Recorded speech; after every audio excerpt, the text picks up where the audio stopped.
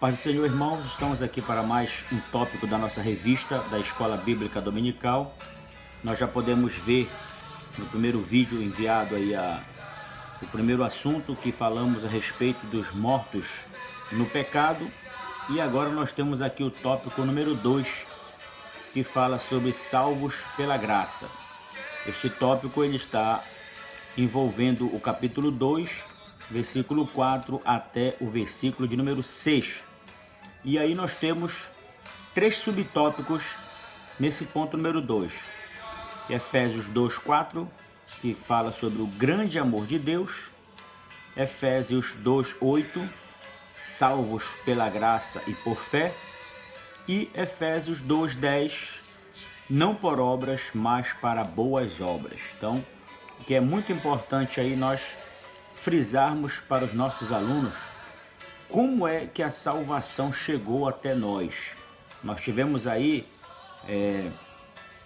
uma pergunta muito importante a respeito sobre os gentios e os judeus. Então nós fechamos esse ponto entendendo que gentio trata-se apenas para distinguir o judeu do gentio. Então o gentio nada mais é do que aquele que não é israelita, que não é o judeu, que não entrou no processo da circuncisão. Então, hoje nós não precisamos fazer a circuncisão, porque nós já fomos alcançados pela graça, tá? Então, isso é importante nós entendermos. Então, no ponto número 2, a gente vai ver aqui algumas observações à luz do nosso esclarecimento. E eu volto a dizer sempre que eu sei que você já estudou a revista, você já leu. E isso aqui é apenas um complemento para reforçar aquilo que nós já estudamos, amém? Então, quando nós falamos de salvação pela graça, nós já entendemos que a graça de Deus, ela é o favor imerecido. Era aquela oportunidade que nós não tínhamos direito.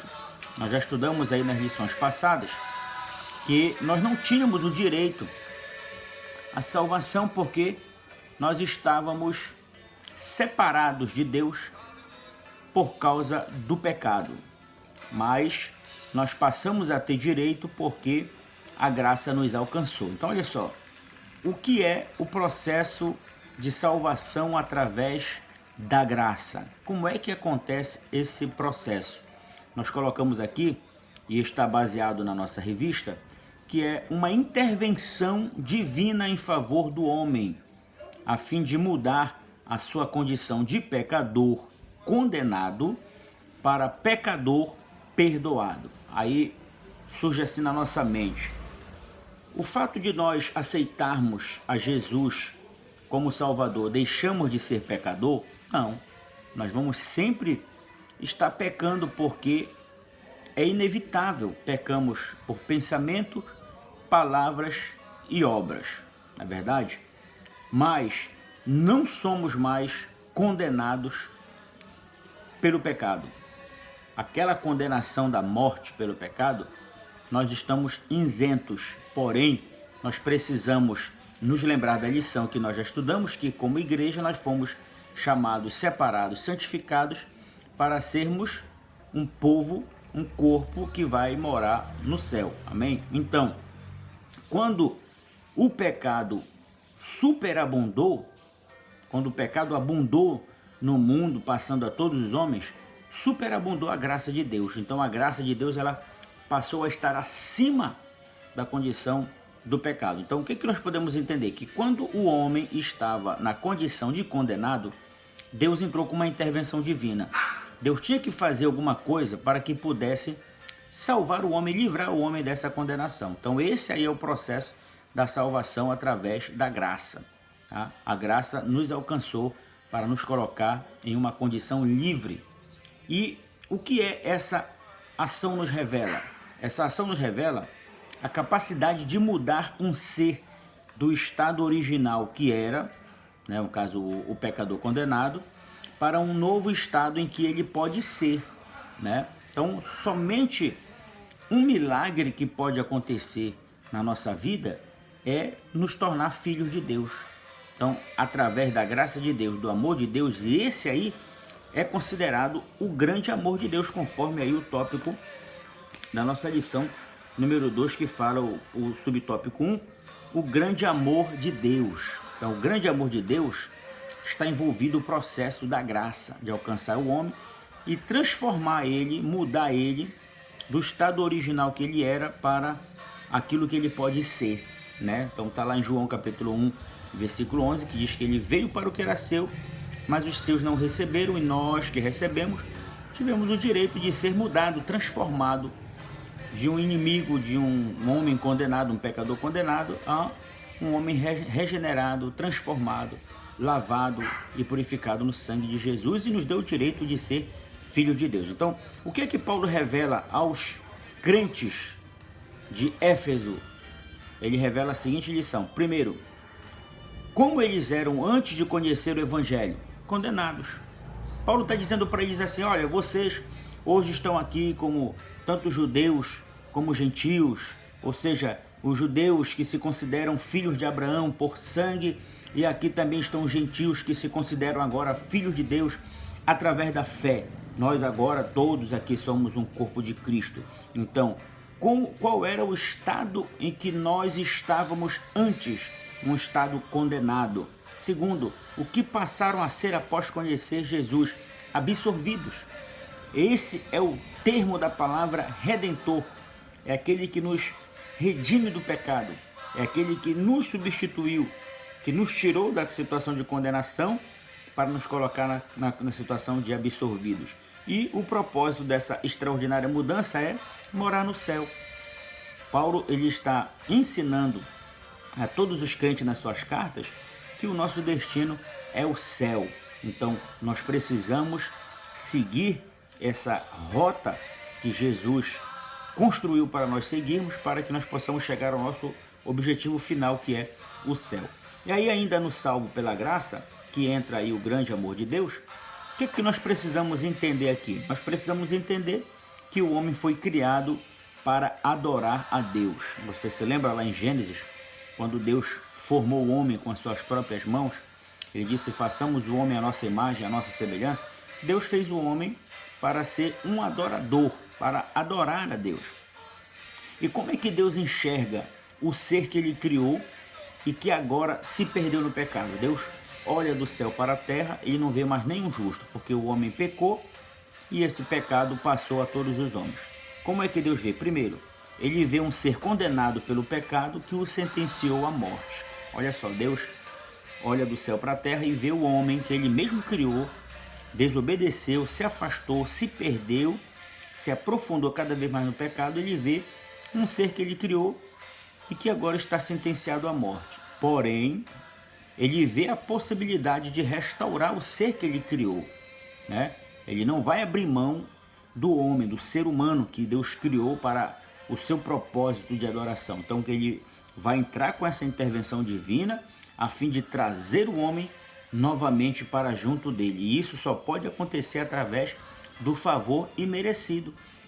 É quando a gente às vezes olha uma pessoa no mundo e julga ele pelo estado original que ele está vivendo, um estado de pecado, e a gente acaba julgando, sentenciando, condenando aquela pessoa. Mas Deus, ele vê diferente. Ele vê a possibilidade de restaurar. E isso só vai acontecer através do processo da graça. Terceiro, essa ação chama-se amor incondicional, que não cria condições para esse amor. Ou seja, ele não negocia, ele toma iniciativa, ele vai lá e resgata o homem. O homem não precisa mais fazer sacrifícios para se aproximar a Deus. Deus mesmo vai e resgata o homem. Por isso que a Bíblia diz que lá em João no capítulo 3, versículo 16, que ele amou o mundo de tal maneira que deu o seu Filho unigênito para que todo aquele que nele crê não pereça, mas tenha a vida eterna. E diz lá o versículo 17 que ele não veio para julgar o mundo e condenar o mundo, mas para que o mundo fosse salvo por ele. Então, essa ação se chama amor incondicional. É diferente do nosso, às vezes, que a gente quer demonstrar um sentimento, um amor por alguém, mas a gente cobra alguma coisa deles para que te possa retribuir. Deus é diferente. Deus primeiro ama, Deus primeiro escolhe, Deus primeiro traz para perto. E o homem então tem que procurar ser grato a Deus. Então, quais são os meios usados por Deus para restaurar a sua criatura? Primeiro, a encarnação de Cristo. Esse foi um meio que Deus fez para resgatar o homem. Ele nasceu para ser o nosso substituto. Então veja bem, se nós estávamos condenados à morte, ele veio morrer por nós. Ele veio, ele encarnou e se transformou homem, habitou entre nós e veio então morrer na cruz no nosso lugar. Segundo, a morte e a ressurreição é um meio que Deus usou para restaurar também a sua criatura. Isso quer dizer o quê? Que ele fez por nós o que nós não podíamos fazer. E terceiro, dar à igreja o que também deu a Cristo. Ou seja, também nós ressuscitaremos. Por isso que nós precisamos acreditar que se ele morreu e ressuscitou, nós também ressuscitaremos. Agora, se nós não acreditarmos que ele morreu e ressuscitou, se nós não acreditarmos, vai ser vã a nossa fé será inútil. Então não adianta pregar, não adianta ensinar, não adianta anunciar o evangelho se nós não acreditamos. Então isso aqui, 3 meios importantes que é bom você frisar, que Deus usou para restaurar a sua criatura, o ser humano, a encarnação de Cristo, a morte e a ressurreição, e dar à igreja o que também deu a Cristo.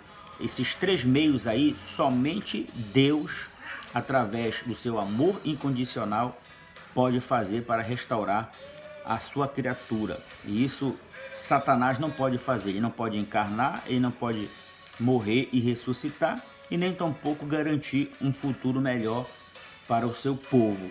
Então, somente Deus pode fazer isso. E ainda, no tópico 2 da nossa lição, nós temos aí o subtópico de número 2, que fala que nós somos salvos pela graça e por fé. Então o apóstolo Paulo ele bate mesmo dizendo que a salvação não vem pelas obras, para que ninguém se ache no direito de cobrar alguma coisa. Então olha só, o que mudou depois da morte de Cristo? O que foi que mudou? Olha, nós já vimos aqui que nós estamos fazendo uma viagem em toda a galáxia. Nós já viajamos pela região dos Gálatas, que teve todo aquele conflito, aquele confronto, e agora Paulo está em um assunto doutrinário, ensinando a igreja, colocando a igreja no eixo, no seu conhecimento, a fim de que não haja dúvida quanto a esse alcance da graça.